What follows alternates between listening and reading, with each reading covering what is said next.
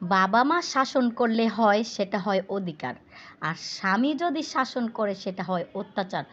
শোন আমার বোনেরা, আমরা যদি স্বামীর শাসনটাকে অত্যাচার মনে না করি, আমরা যদি স্বামীকে ভালোবাসি, অবশ্যই বাংলাদেশ থেকে ডিভোর্সের হার অধিকাংশই কমে যাবে।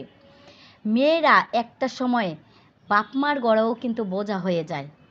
আমরা যদি স্বামীকে ভালোবেসে প্রতিনিয়ত স্বামীর শাসনটাকে অত্যাচার না মনে করে স্বামীকে ভালোবেসে আপন করে থাকি, ইনশাল্লাহ আমাদের স্বামীর গড়ে মেয়েদের আপন গড়। স্বামী আমাদেরকে সবসময় আগলে রাখবে।